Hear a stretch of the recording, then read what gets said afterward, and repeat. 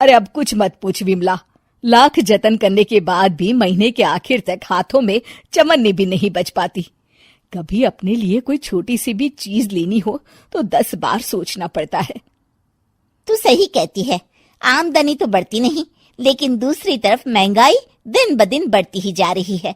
Ration वाले का bill, दूध वाले का उधार। अरे तुम औरतें बस इसी तरह जिंदगी भर रोती रहोगी। खुद के पैरों पे खड़े होने की सोचो, तब तुम्हें पैसों के लिए किसी का मुंह नहीं देखना पड़ेगा। अरे तू इतनी बड़ी बड़ी बातें कर रही है, तू ही बता दे हम क्या करें। हम औरतें चाहे तो कोई छोटा मोटा व्यापार कर सकती हैं, जैसे कि साड़ी बेचने का। सुधा की बातें सुन सब औरतें हंस पड़ती हैं।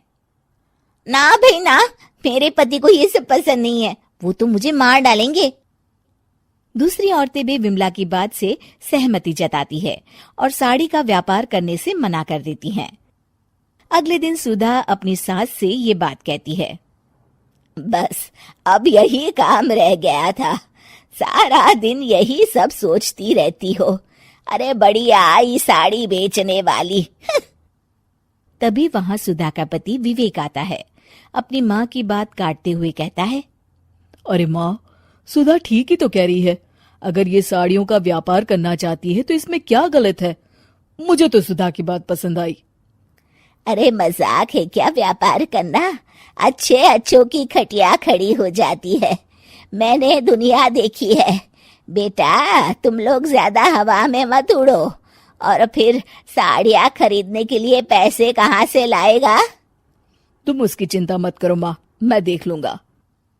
अगले दिन विवेक अपने एक दोस्त से कुछ पैसे उधार लेकर साड़ी के कारखाने से बहुत सारी साड़ियाँ खरीद लाता है। ये लो सुधा, तुम्हारा ऑनलाइन अकाउंट बन गया है। अब लोग घर बैठे तुमसे साड़ियाँ खरीद सकते हैं। ये तो बहुत अच्छी बात है। हाँ, और इतना ही नहीं, मैंने इसमें सभी नई डिजाइन की साड़ियों की फोटो भी अपलोड कर दी है। अब बस तुम देखती जाओ। कुछ दिनों के बाद, नमस्ते, मुझे सुधा जी से मिलना है। ओहो, तू कौन है और मेरी बहू से तुझे क्या काम है? माँ जी, मैं सुधा जी से साड़ियाँ खरीदने आया हूँ। अरे बड़ा बेवकूफ है तू, इतना बड़ा मीना बाजार छोड़कर यहाँ साड़ी खरीदने आया है। तेरा ऊपर का कोई पेच ढीला है क्या? अरे माँ जी, आप नहीं जानती, आजकल ऑनलाइन का जमाना है, समय और पैसे दोनों की बचत होती है। तभी वहां सुधा आ जाती है।